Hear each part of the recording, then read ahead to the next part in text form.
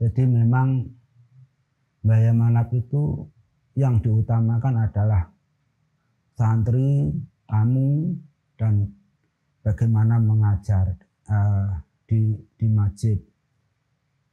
Di beliau itu rutinitasnya setelah jamaah subuh, beliau itu wiridannya subuh itu sampai kadang-kadang jam 10, kadang-kadang jam 9 baru selesai.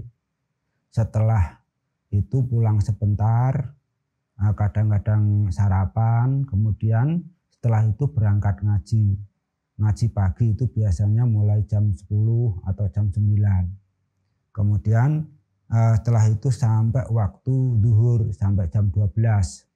Kemudian istirahat sampai, waktu istirahat ini biasanya jam 12 ini biasanya zuhurnya itu munggah atau jamaahnya itu dilaksanakan sekitar jam setengah 3 atau jam 2. Nah ini biasanya jam 12 sampai menjelang jamaah zuhur ini beliaunya menyempatkan diri untuk sorogan Quran kepada putu-putu atau cucu-cucu beliau atau putra-putra kiai, kenalan-kenalan beliau, khusus sorokan Quran.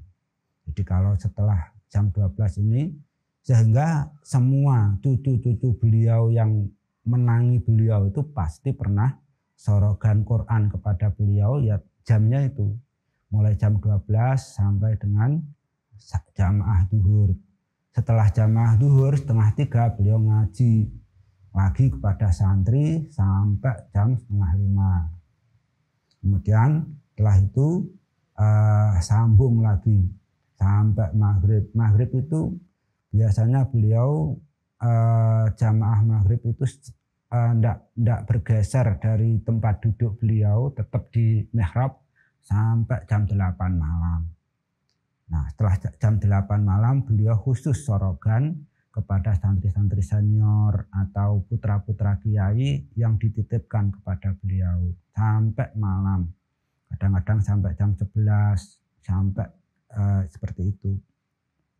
Baru kemudian nanti setelah jam 11 kemudian istirahat sebentar, beliau itu memanggil cucu-cucunya untuk ngaji sorogan kitab nahwu sorob atau fikih atau yang lain. Itu biasanya sampai malam.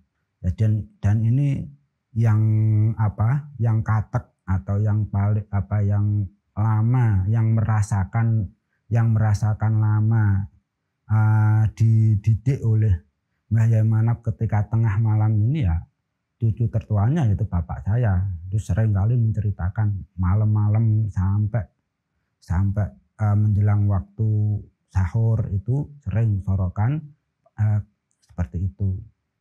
Sehingga bapak saya itu nggak ada yang tahu. Jadi santri-santri atau pengurus-pengurus nggak ada yang tahu kapan putune kayak ngaji, nggak pernah, jarang yang tahu. Karena ketika Mbah Yai Manap ngaji Bandongan ini nggak pernah ikut.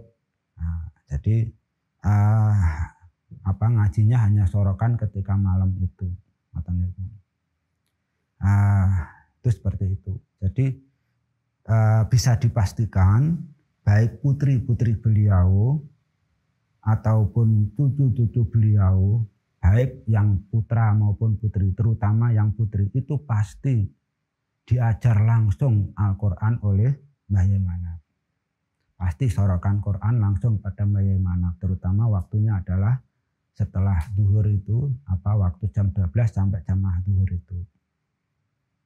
Kalau yang laki-laki itu ada yang sampai di sorogan kitab, ada yang tidak, tergantung dari beliaunya.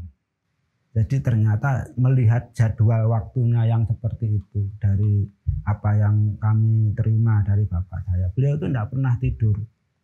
Tidurnya ya ketiduran. Jadi ketika beliau tengah-tengah ngaji, kadang-kadang itu ya ketiduran saatnya ya itu. Kadang-kadang ketika beliau duduk mutolaah itu terus ketiduran, ya hanya itu tidurnya. Beliau tidak pernah mapan sari, cara bahasanya wong tua ngoten.